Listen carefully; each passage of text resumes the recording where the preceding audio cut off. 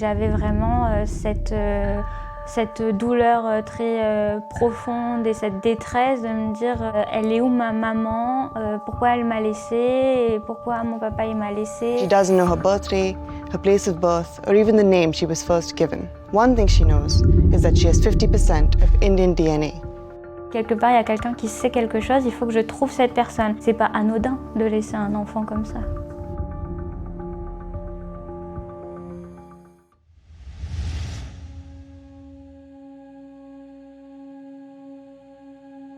For Brute, we met Emily. Emily was a baby abandoned in a French airport 26 years ago. She is an adult today. J'ai été abandonnée à l'aéroport d'Orly. C'était le 17 septembre 1994. Une jeune femme qui travaillait à un desk de location de voitures a trouvé une poussette et dans la poussette, il y avait une petite fille qui gazouillait. Cette petite fille, c'était moi. She has looked for identity for years from her French village in the Ardèche region, and she agreed to share her story with us.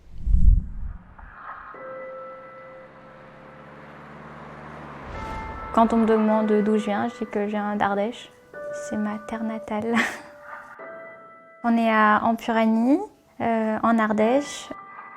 Mes parents adoptifs sont originaires de ce village et donc j'y ai grandi toute mon enfance. D'où je viens, c'est la question, je pense, qu'on m'a le plus posée. Moi, je répondais toujours je viens d'Ardèche et les gens me disaient non, mais enfin, je veux dire, ça se voit que tu as des origines d'ailleurs.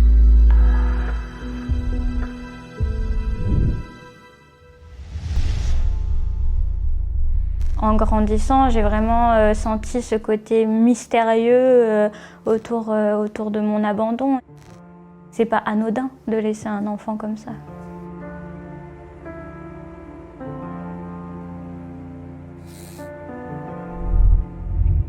J'ai été trouvée dans une poussette grise, elle était en plutôt bon état. Un sac allongé avec à l'intérieur des vêtements.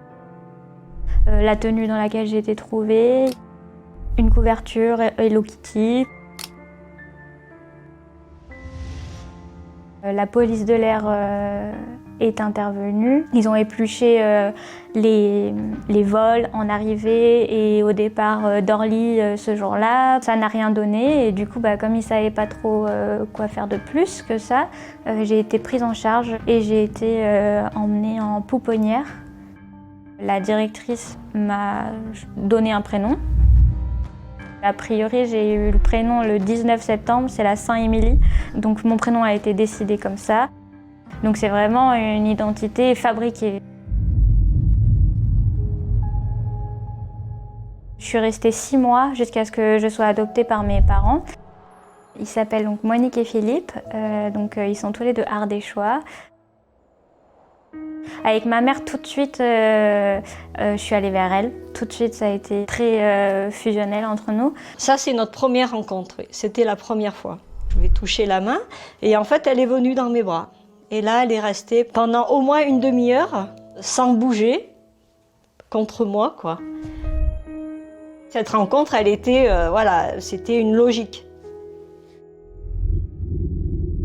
Quand j'avais vers les 7 ans,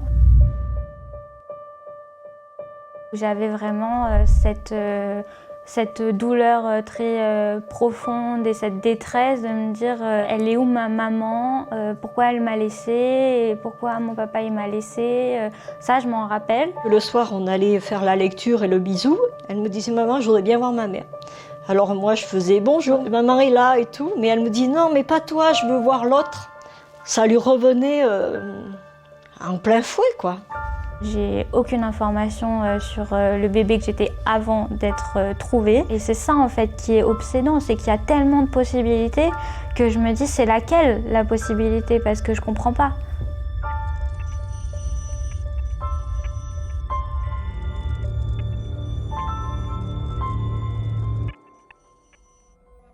Le 25 juillet 2017, avec mes parents, on a ouvert mon dossier d'adoption donc, qui était dans les bureaux de l'aide sociale à l'enfance, donc anciennement l'ADAS.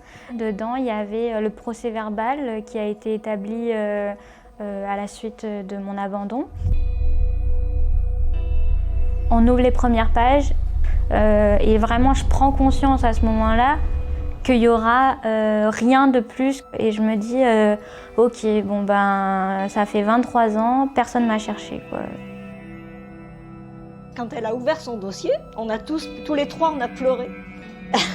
Parce qu'en fait, on s'est rendu compte de tout ce qu'elle avait dû vivre pendant cette période en fait, où elle a été laissée.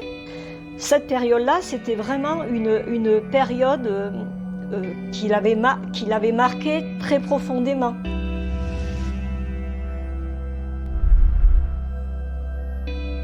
Quand on a ouvert mon dossier, après avec mes parents, on en a discuté et je leur disais mais cette poussette, du coup, on en a fait quoi? Et en fait, c'est là qu'ils m'ont dit, en fait, elle est dans le grenier.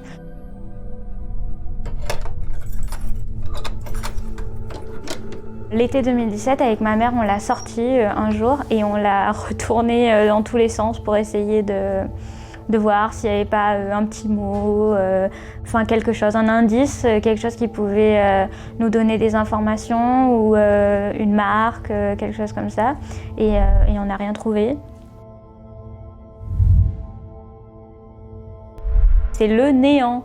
Quand tu lis la définition de ce que c'est le néant, tu te dis ouais, c'est un océan de vide, quoi, le truc. Et ça te prend là et tu te dis mais c'est angoissant de se dire t'es rien, quoi. For 26 years now, Emily's questions have remained unanswered. In April 2020, during France's coronavirus lockdown, she decided to call on social media to find her biological parents, as if throwing a message in a bottle into the open sea. Je regardais un film et en fait il y avait une dame qui disait quelque part il y a quelqu'un qui sait quelque chose. Cette phrase a été le déclic. Je me suis dit pour moi aussi, quelque part il y a quelqu'un qui sait quelque chose, il faut que je trouve cette personne. Je surfais beaucoup sur internet, je voyais qu'il y avait plein de gens connectés tout le temps. Je me suis dit je vais essayer de faire avancer mon histoire. S'il vous plaît, aidez-moi à partager ce message et ces photos sur les réseaux, partout et à tout le monde. Je suis sûre que quelque part, quelqu'un sait quelque chose. Donc je le partage vers 20h le soir et en fait à minuit, je crois qu'il y avait déjà 10 000 partages. Au bout de 2-3 jours, on est à 30-40 000 partages et au bout d'une semaine, je crois qu'on avait atteint les 130 ou 140 000 partages. Emily received many messages following her appeal on social media. Initially, many of those came from East African islands like Madagascar, Mauritius, and Reunion. On these islands, many people have Indian origins from migrations that have taken place over centuries. Là, les gens m'écrivent en me disant c'est sûr, tu me ressembles, tu ressembles à ma mère, tu ressembles à ma sœur, tu ressembles à ma cousine.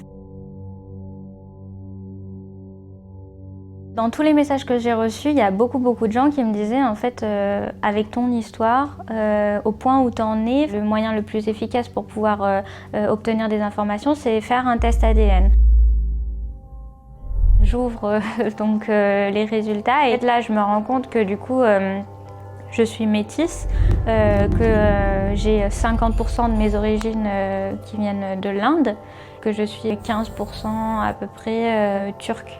35% européenne et du coup je suis 9% française.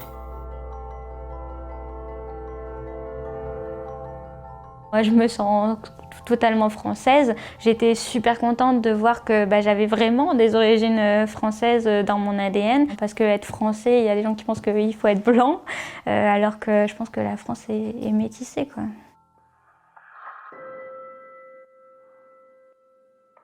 On va dire, moi, j'ai fait tout ce que je pouvais faire pour que je sois visible et que les personnes qui m'ont laissée, si elles veulent se manifester un jour, elles puissent me trouver, savoir où je suis et savoir que je m'interroge.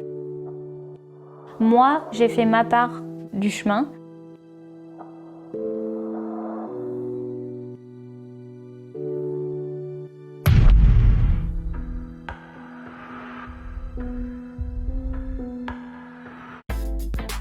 Subscribe and press the bell icon for more Brute videos.